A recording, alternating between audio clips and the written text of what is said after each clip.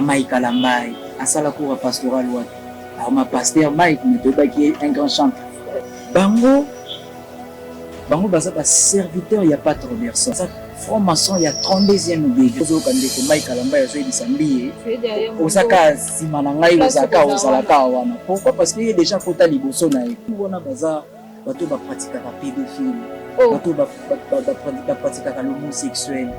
Bambiye, Bakalambai, Banani, Marcelo Tunas et tous. Bana yanzani bakenda faire passer baton na moto na moto. Bakoko na point bakoma na baniko na alors que bafandisa bato mo be na ba église bayoka bango nde baloba ngo banzambe. Bakoko na point wana. Plaisir de vous retrouver une fois de plus dans Questionner Zali Télévision. Je suis Tendresse comme votre présentatrice. J'espère que vous allez bien. Na bandi bozo se porter malade. Mon alinga kakoye baba état de santé na bino pour ça très important. Toi baba état de santé na binga kabino ba bonité mais ba partenaire. Bato bosala pena Questionner Zali TV zala ndenge za bosala ke Tendresse pamboa zala ndenge ya zali Miss Lolo na bi ke bolinganga mingi na lingaka bino pe mingi Questionner Zali TV lingaka bino mingi bo continuer ko s'abonner bo continuer ko liker s'il vous plaît bo partager Bobo ça na ba commentaire parce que évolution nanga évolution à chaîne eza par rapport à ba commentaire na bino bo finga te o ya Monique Rosepela peut-être na mambo ko lekana émission te tika quand même ba commentaire moko positif tika quand même sorry, bah commentaire mon européen s'abisso force. Voilà, je tiens à saluer mon équipe. Déjà comme ça, je vois Montréal, Jocelyn derrière la caméra. Merci à toi mon coordonnateur. Merci aussi à mon boss, mon boss depuis Place Ozali Bambo Tebele. Merci pour l'opportunité. Merci pour na bayo nyos bo vanda bo bandaka na biso ni bandeliti na suka. Tolinga rabino mingi, tolinga rabino mingi. N'oubliez pas il faut activer cloche et notification. Pour vous avoir toujours l'actualité. Questionner Zali TV de Makambu. Nazanga mon côté, je vais déjà présenter mon invité. Je suis avec Monsieur Yann Bayangambi. Moi na bakoko to bengani awa. Soit to revendre là, to revendre la actualité. Actualité to eba ni nezole kana na église. To yeba te to ke wapi to komi wapi to uti no wapi place to uti to yeba lisute to za vraiment désemparé. Ya ngwana to remeka to sola ngona Monsieur Yann Bayangambi mwana ya bakoko. Jocelyn déjà sur au fond la caméra Montréal au côté là déjà invité nanga Yann. Bonjour Monsieur Yann Bayangambi mwana bakoko. Bonjour biso to barami bonjour to biso barakiambo te inge kino ni baramo ali sokoma donc wala za bambote na bandinga na biso ba ekolo surtout ya Afrique kiambo te donc batondo ne. Bon, monsieur Yann, avant en tout cas pour l'actualité, ils ont belé na mamba église. Tout solo lango nanu, tout zwana nous temps solo la nanu. Mambo ezole kana ba église na biso. Qu'est-ce qui se passe na ba église na biso? Pour commencer to banana une église kimbangiste. Le lot to mon église kimbangiste. Bon, to mon a déjà église kimbangiste Kabwana. Et Kabwana en deux parties. Ils ont la partie 26 plus 1. Ils ont la partie 3 plus 1. Qu'est-ce qui se passe? Qu'est-ce qui signifie d'abord pour commencer qu'est-ce qui signifie 26 plus 1? Qu'est-ce qui signifie 3 plus 1? D'abord, église kimbangiste, pour ton information, ça c'est la télévision. Église kimbangiste existe à la soupe. Oh, comment ça? Église kimbangiste c'est Kofa. Église kimbangiste c'est Kofa na ndenge nini. Déjà tant que Kabonye esprit wenge na ba église esprit wenge kota na ba biloko nyonso te Kabonye esprit wenge. Si je te dis esprit wenge donc OK na musika oyoka ke wenge moko ezalaka wenge musika BCBG bana 4x4 oui banda na dibambo mala banda lioza mona banda panzana tant ba panzani ishipa ke aboti bana Ouerake, aboti bana lelo to mona ferré, to mona Fabregas, baboti, bako kokona bako kololo. Ça fait partie à l'honneur il y a ensemble. Pourquoi? Parce que esprit wenge. Si qu'on esprit wenge on a tant que koti na kata ba oto benga ba etonga, ba ensemble ba ngomba nyonso to bomona lelo. Esprit wana eza ko esprit ya révolte. Oya liboso ya rezala ya mabe oya na simana boko ko réparer ya obo bebisaki te. Vous comprenez? C'est-à-dire il y a liboso za nini bokabwani déjà tant bato bamona ke bokabona ipo nini et comme et perdre sens moko boye ke bozonga na bozala lisusu na unité, c'est-à-dire bozonga na upa bato déjà basali bada na image pe voilà yango wana na biso ke église kimbangiste existera lisusu te, c'est-à-dire existence ya église kimbangiste depuis 2002 na mokanda moko ebimaka résolution na kati ya église kimbangiste, parce qu'à cette époque là nga nazalaki fidèle kimbangiste. OK, nazalaki vrai fidèle kimbangiste, un surveillant oyo mpena nalataka tenue ya vert et blanc. Chaque dimanche fona koma liboso ya bandimi nyonso fona telema na point moko boye tosala contrôle babilo mobi ya bongo. Pourquoi? Parce qu'on avait cette foi là. Mais ntango kokabwane ye natikalaki mpe na lingombo pendant 2003 4 5 6 et 7 8 ntina ba 2016 nakomofungwama motu. Pourquoi? Parce que nalanda lignée ya tata mambo ikombone Diangenda mokomoso oyambanga na émission tosola sur papa wana kaka, donc tosola base ka ya papa Diangenda. OK, donc nakomolanda papa wana papa Diangenda yende mutasalaka lingomba wana. Mais na kati ntango asalaka lingomba na insistaka mingi bakabona te, c'était vraiment ntango asalaka église kimbangiste. ntango asalaka yango ezalaka kintwadi, ezalaka église kimbangiste te, ezalaka kintwadi ezalaki Congo elakisi na français bomoko o bande on biso baoloba baswahili baoloba umoja bisanga, ozo comprendre biso pena en tant que babantu église eza mamu na biso te, ozo comprendre église eza ekombo mundele mutaye nango. Alors kombo ya église mokolo mpe mosusu ya mbanga na émission tosolaka c'est quoi l'église na olakso secte ya église ndenge lelo omonake esprit luwenge ndenge etambolaka na kati ya l'église, donc eza nango normal. Mais par rapport à ta question ndenge nini ekabwani nayebi so ke église kimbangisi existera lisusu te, ekoma bato ya 3 égale à 1 na bato ya 26 égale à 1. C'est-à-dire ntango mokanda wana eye kombo nango résolution nde esali ke bato bakoma na deux camps, bato bakomi na deux camps, côté bake 3 égale à 1 26 égale à 1. Alors eux ezalaki na bango na unité dans l'ensemble, ezalaki na kombo ya église kimbangiste. Donc le kimbongisme wana ntango epanzani déjà, donc ekokosanga na esu te, qu'il pleuve ou qu'il neige, parce que ça a été déjà prédit epai ya papa Diangenda ke bokabwana te, parce que ayebaki eya po mutu akoma na niveau ya kotalisa bino eloko eya na avenir akebisa bino nango eke esalami mpe fin de fin, c'est que amonaki yango na baniveau spirituel moko très élevé. Alors aza moto asakana na ye te. Donc pour dire que l'église kimbangiste ezo mérité makambo bazotambola nango lelo, bato bapanza église kimbangiste bazo mérité komona bamambo baomona lelo bato 3 égale à 1. Il y a de cela, il y a déjà un ça ne va pas chez eux aussi. OK na bato 26 pe bazana ba problème na bango. Mais oh eza pas mingi eza nini. Bato 3 égale à 1 eza lokola bango baza ba gardien du temple. Temple où yebi que tu entends parler d'un kamba. Oui. Voilà, bango ba garda kamba, mais kamba eza ya bango te. Kamba eza ya bato mwindu nyonso, même yo mama tando kola mkalelo bi kamba eza na Congo. Non na mona ngote na mboka nga. Lelo soke OK Italie obeta tour banaki mona Vatican. Na ko Rome na mona Vatican. Vous comprenez? Mais sur kamba eza na kata na belé na yo. On a nous besoin chance au monde ngote, donc du coup là il faut kende pour landa ba procédure na bango de basala lelo pour 3 égale à 1 eza église mosusu, 26 égale à 1 pesa église mosusu. Wana il faut bato ba retenir. Pour bato 3 égale à 1 eza église de 3 égale à 1 ndenge pe ba adhérer yango kuna. Eza nango na simasi le bonté ke biso toza ba tango balobaka ke bato 3 égale à 1. Na tchaka boye après ba tchebo. C'est-à-dire bato 3 égale à 1. Bato 26 pour mon kuna ba 26 égale à 1. Pourquoi? Parce que bango la ba 26 y compris na ba papa ba dirigeaka église ya 3 égale à 1. Bango pe bazaka na kati ya 3 égale à 1. Donc bango kuna na bolingo bango ba considérer ka bandeko ya 3 égale à 1.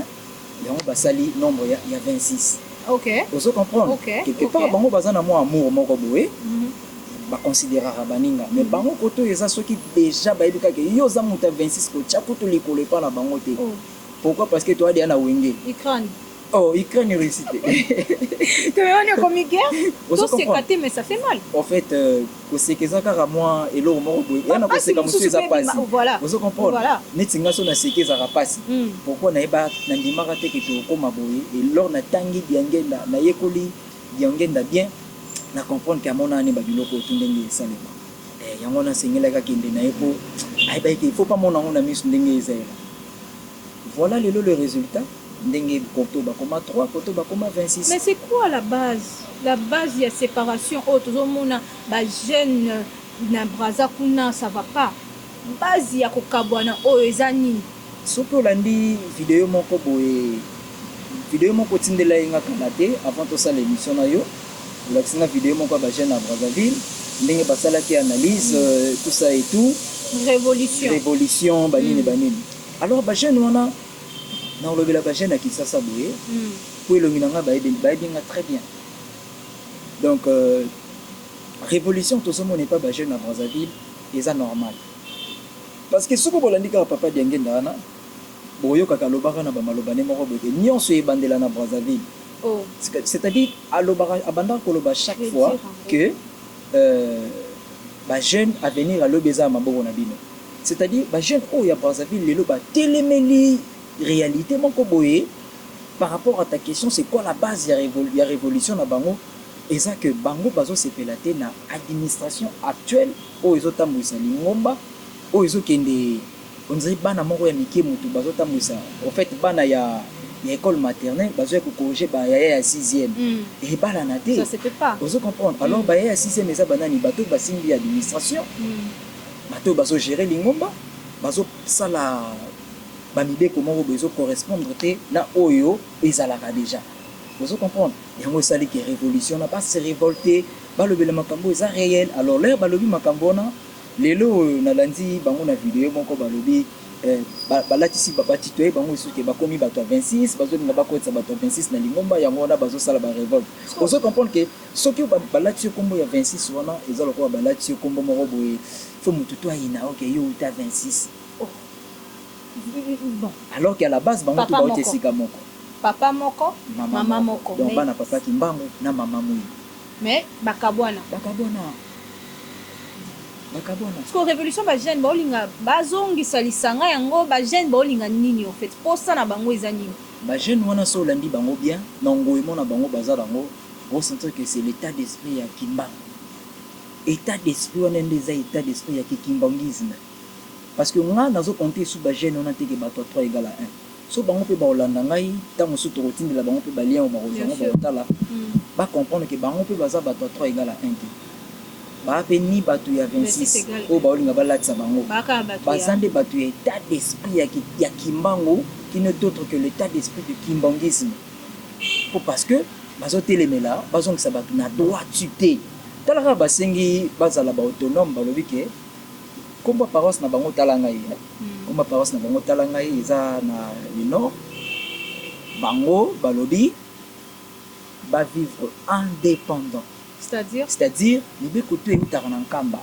ke o papa lobi o papa muta signé o papa mewe non bango balinga ngoto wana eza kingongolo papa mewe baliza nango posa te donc papa mewe elakisi kwa papa lobi baza nango posa lisusu te bango bakaboni na lingomba te ne bakaboni na administration ya l'église oyo ezotambwisa bato mabe alors administration ya 3 égale à 1 so ezotambwisa bato mabe c'est qu'il faut bozonga nde na administration ya kimbangisme donc faut bozonga na source na source vous comprenez c'est là où le bas blesse yango balatisi bango lisusu casquette ya mabe ke baza bato 26 bazolinga bakotisa bato 26 pourquoi parce que à la base bamoni vision ba jeune wana ndenge ezokendele soki révolté lisusu ba jeune ya Kinshasa ti lingomba esa nini eluke sangana vous comprenez pourquoi parce que bango baoteleme la réalité que tozalaka boye te comment tokomi boye pourquoi donc bazana makambo koloba mais baza penché nanu kotoka ke ya bango moko nanu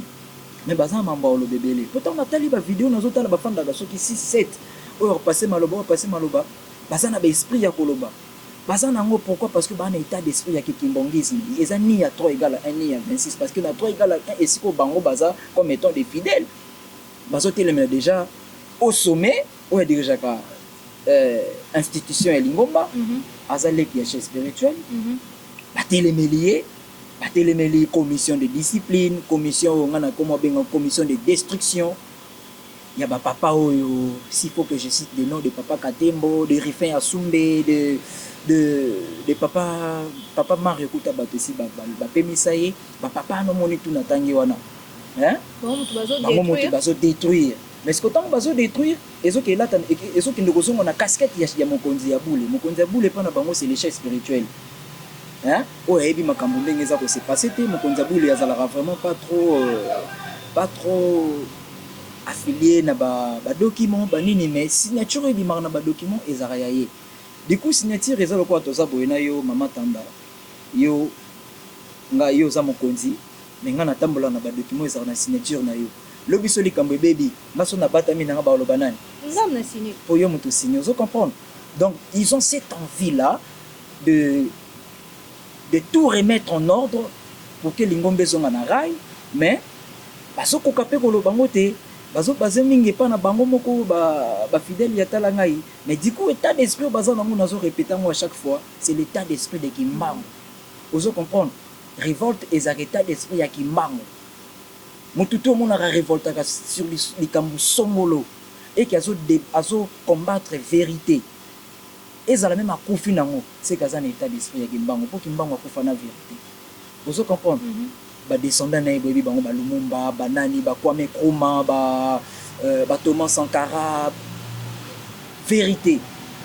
Pourquoi? Parce que ce que l'objet vérité, mon qu'il est la vérité té. Alors congolais pas la vérité té. Ce que l'objet vérité, alors il y a comme mabé. C'est-à-dire bah on a ba jeunes, moi je les appuie. Pourquoi? Ils sont de l'autre rive de Congo Brazzaville. Mais nga naza na Hollanda bango, malgré naza sous fidèle kimbongiste té, parce que nga il faut naza fidèle kimbongiste. Et puis dans le barango à chaque fois que ceux qui ponga le lona réintégrer l'église kimbongiste, il faut lingomba na ezonga moko nde na zone l'église kimbongiste. OK. Ouais. Donc yo condition na eza que église plus 26. 26 plus 1 ezonga moko na 3 plus 1.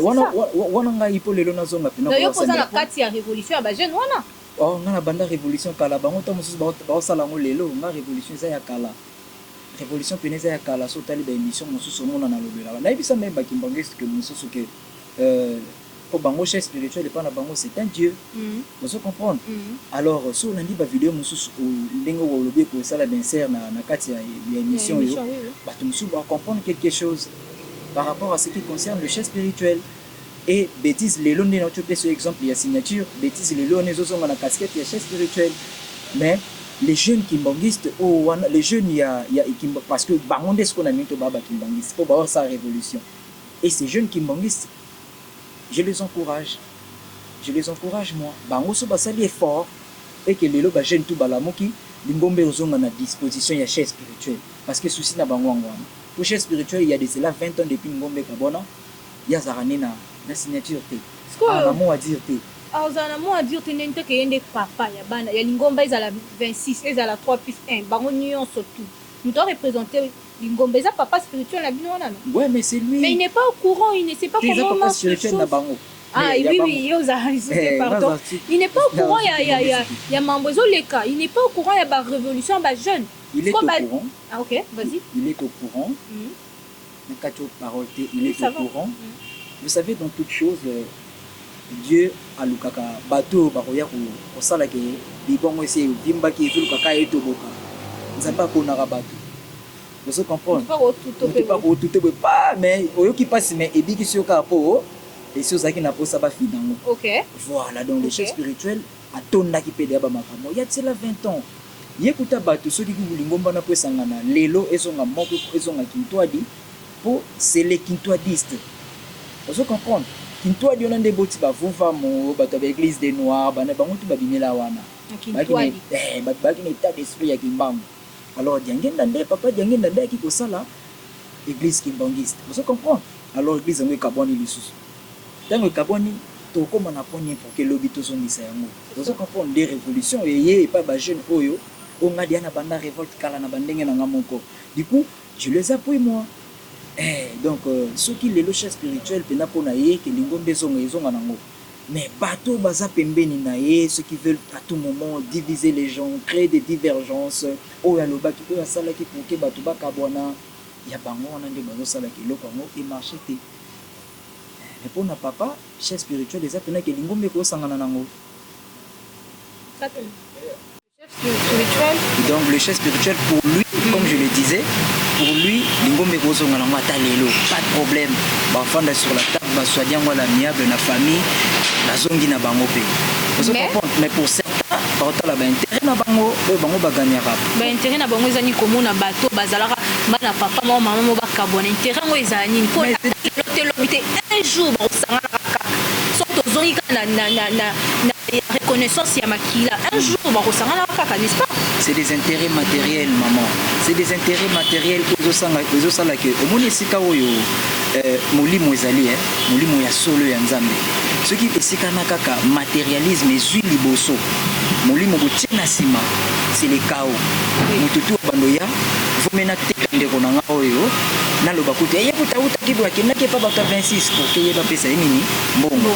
Tant ba pesa mbongo, c'est le matériel. Vous comprenez? Yebuta sala kibwe, yebuta sala kibwe po baboma oyo batika oyo. C'est le matériel. Yango na nde batia liboso. Alors spiritualité et perd la place. Yango na ndezo kabola ba. Merci beaucoup Yann Mwana et Bakoko Bayangandi Kombe Kobuka Ramine. C'est triste à dire, mais toye baté toki milawapi. Toki milawapi parce que ndeti église qui mangiste koka nyonso ça fait mal. Batu nyonso bakabona. Lilobe kabona. L'esprit wenge. Bima e kabona. L'esprit wenge.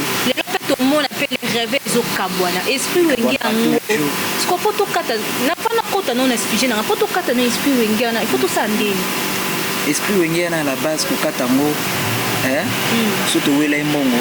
To fa na mesa to bambongo ngozaki konde to bonisa. C'est lié à ma classe. Et ce qui c'est moi qui te bande to sala.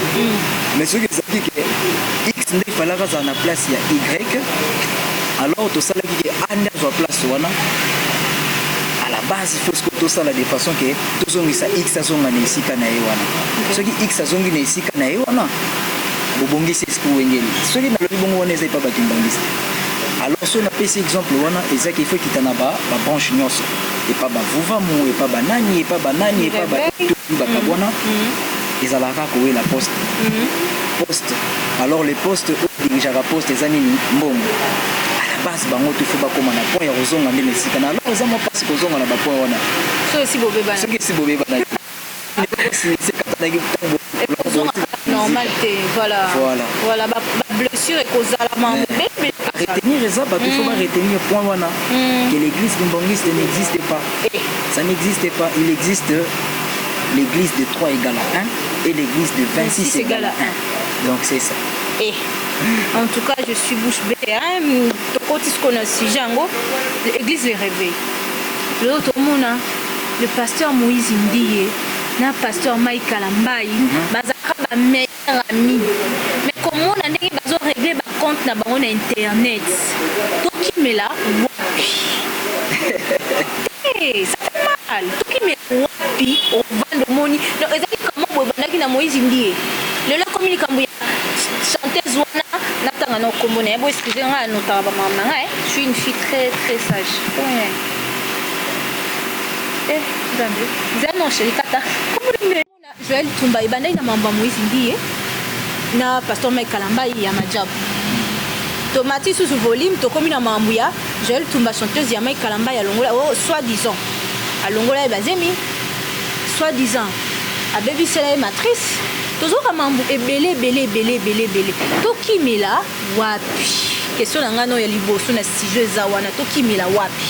Vous savez actuellement au Congo à ce qui concerne les églises là, les églises des réveils ba jeune auto mona babota milelo yo ba Mike Kalambaï asala cour pastoral wapi alors ma pasteur Mike mais to ba qui est un grand chanteur le frère Mike bambi. Bon, Ngambi est déjà dans la classe qui un grand chanteur. Il soit bandaro yemba banzemba bafalina bafere mais ba hôtel le matin.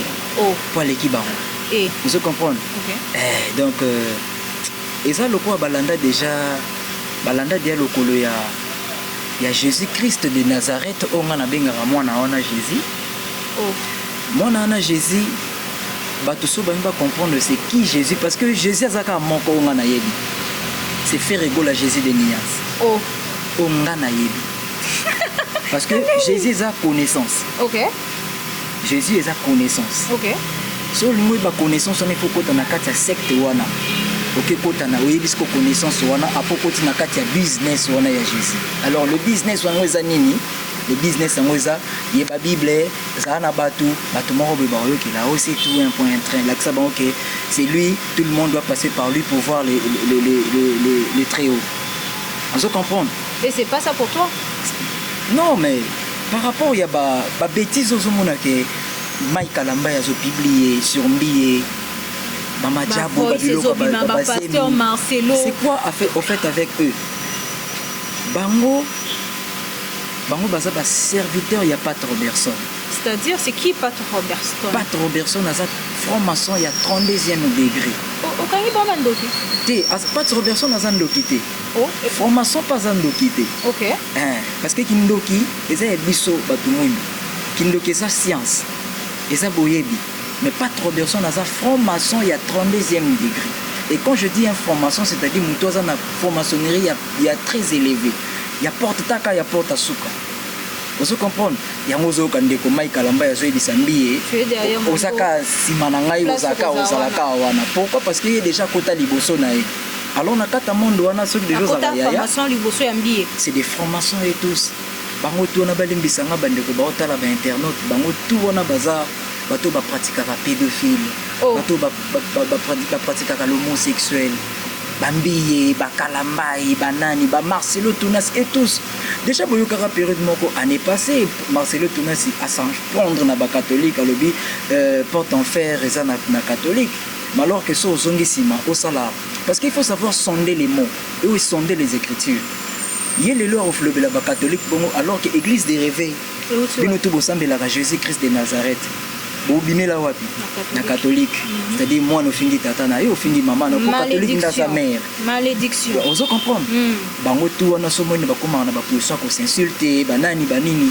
Parce qu'il y a un point dans la franc-maçonnerie actuellement il faut pas se cacher. Faut mila qui ça. Kozara ya bango. Faut mila qui ça kozara ya bango. Alors au monde que non bana ya nzambo bakenda na l'église bambiye ba Mike Kalamba et tous là que je ne cite pas les noms. Bango tout wana bana ya nzambo bakenda faire passer bâton na bango. Alors que de ceux qui s'est passé na ba internet total la kaka bolongolango ke église botyango sko ke non muto na muto bakokoma na point bakoma na ba niveau na alors que ba fandi saka bato mo be na ba église bayo ka bango nde baloba lilo banzambe bakokoma na point wana bachara bato maboko ko pambola muto ko bénir banini ko pesa muto espoir ya lobi que tout ira bien. Oui. Mais siko bakokoma na ba point wana obi point nzambe azolinga lakisa bato bana na ye que c'est pas les moments ya okende na banzela wana. C'est pas les moments. Les moments est mal choisi pour que bango bakoma na ba point wana ki comme pasteur, comme nini ko. Basa na ba niveau wana te. So ka ibi déjà ka Nouveau Testament pour lui c'est fini, ibi déjà na beta ka cop Jésus. Histoire à Jésus car pourquoi? Oui, comme un cop. Oh, comment Jésus est cop? Mais comment Jésus il y a Jésus Christ de Nazareth, ouais les cop, mais Jésus a fait rigolo la nuances. Maman a chanté. OK. Continue. Donc cop na bango yango wana madame. Cop na bango ya saranate. Alors que Jésus n'existait pas. So lingi mukomusu toye pena bena beti yo qui est Jésus. On a prochainement déjà c'est qui est Jésus. Mon amour botami na tata un PD. Oh, vous comprenez? Na pena to sanjo to sanola sou qui place on a tout les mesabilo comme tout pour na décortiquer au Jésus-Christ de Nazareth. Basali na esko bango na ngomoni bana kata poto.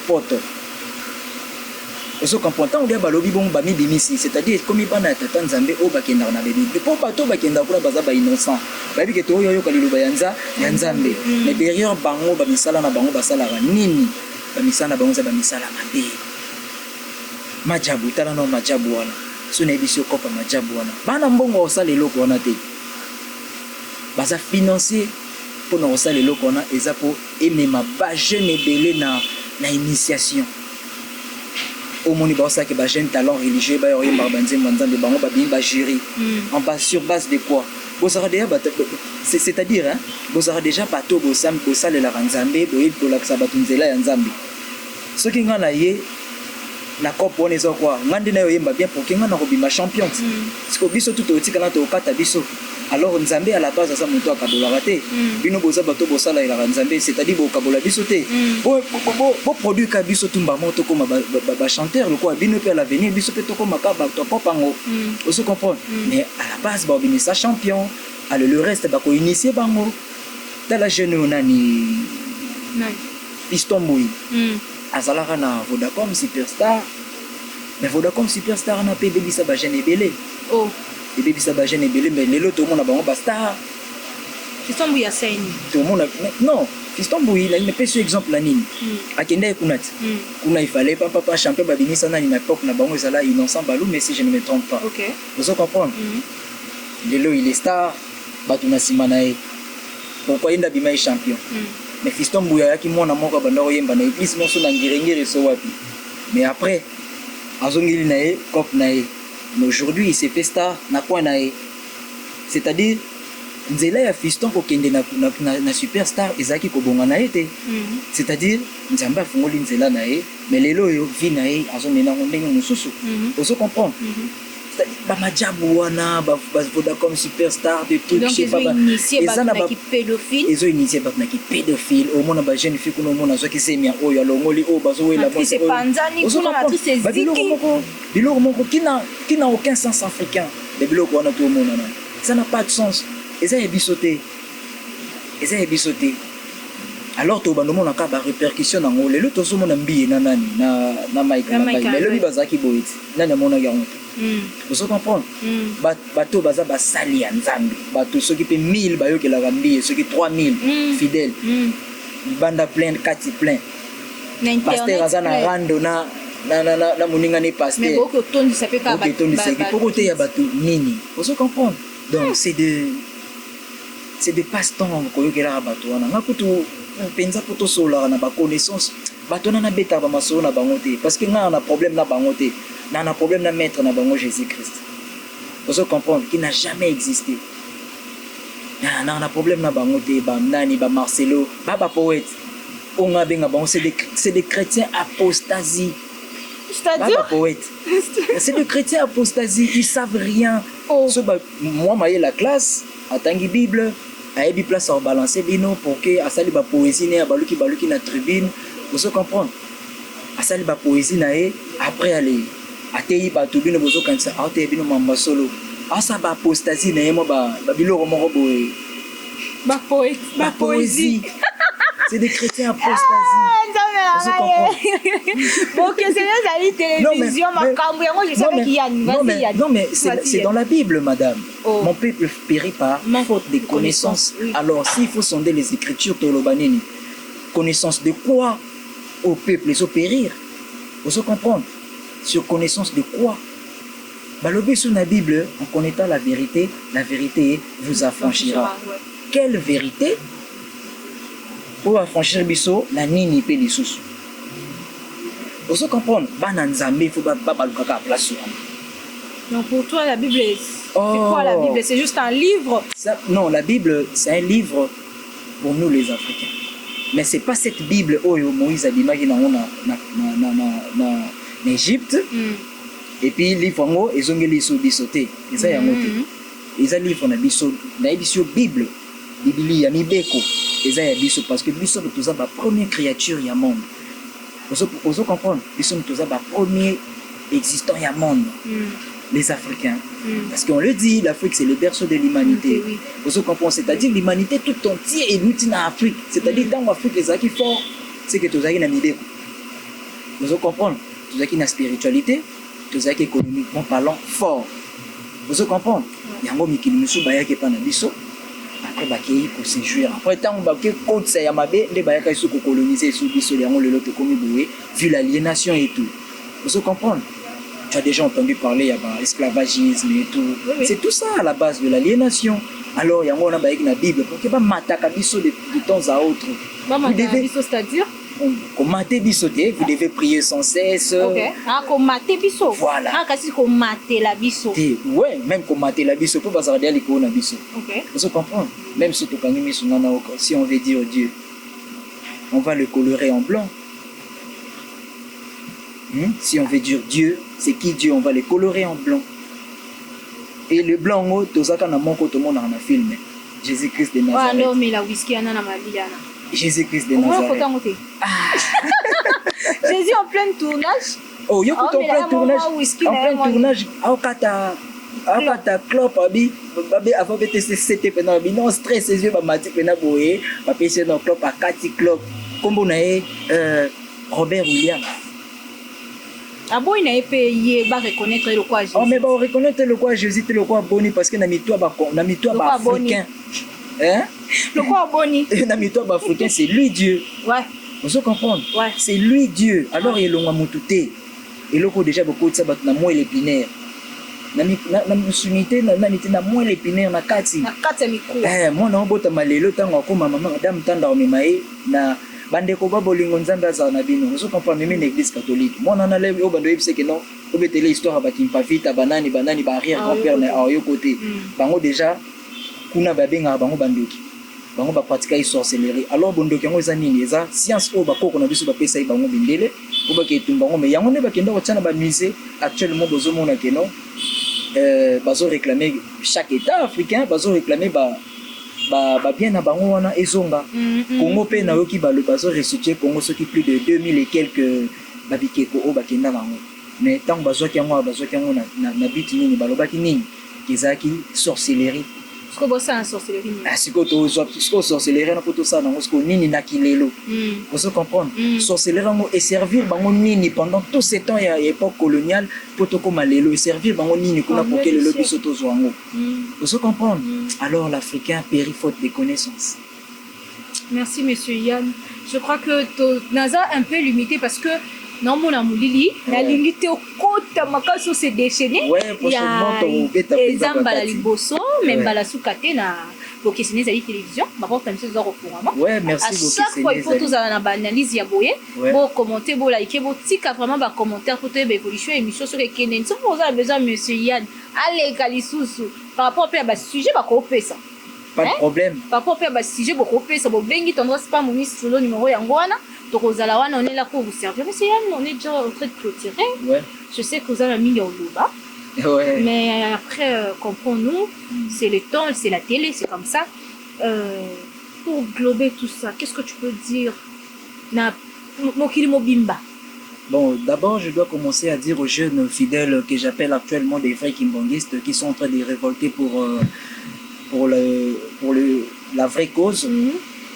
Papa Bobo bango tuna équipe na surtout bana talangai continuez comme ça vous devez continuer comme ça parce que vous combattre vérité bo solonde yangonde il faut ça ici pour que bato batambola na ndenge singeli alors nga na pesi bino bambote mingi koto bozai na ngambo ya Brazzaville na talangai bana talangai nyo sombote bana zonde bana ba paroisse nyo surtout boza na sima baninga na po ba osala musala ya solo les amusalo diangenda azo révolter bango esprit des esprits ya fumukimbango révolte donc mingi na pesi susu mbote pa ya ndeko nanga titi ya zali bongo un grand panafricaniste ya osaramate na pesi ndeko nanga titi anniversaire nanga pe bientôt ba ba souhaiter nga c'est le 28 mars na pesi maman tendresse comme mbote de mbote mbote papa ya ndeko nanga patch na poto na pesi bambote belé na pesi pe ndeko Jocelyn bambote belé pour les ali pe ba otala ngai c'est-à-dire na répondre présent na rozalawana parce que bana nzambe il faut c'est le moment tout le baba vérité o ibandola musabatu tout ce ba polémique musicale qui n'a aucun sens africain donc ça ndenge na biso tout ça la ba polémique l'africain c'est la vérité parce que nzambe a dota africain vérité absolue moko o ya dota na ba peuple nyonso te mais contrairement les lots africains azo vivre na ceux qui va pesier mbongo à trahir ceux qui va pesier à bomisi moninga na e à étouffer vérité mais tout ça doté de vérité absolue o nzamba pesa na peuple nyonso te c'est-à-dire vérité za ya biso africain ya mona vérité est triomphé na ngambo Brazzaville pour que bosole monana bon on a participé mbote na ba ndeko nyonso tout ba soutenir ngai na ba recherche na ngai je suis un écrivain chercheur Yann Bayangambi mona bakoko na pesi ndeko na ngai fumu chikeva bambote belé fumu o tozo préparer marche kala ningité marche ya commémoration ya ba ancêtre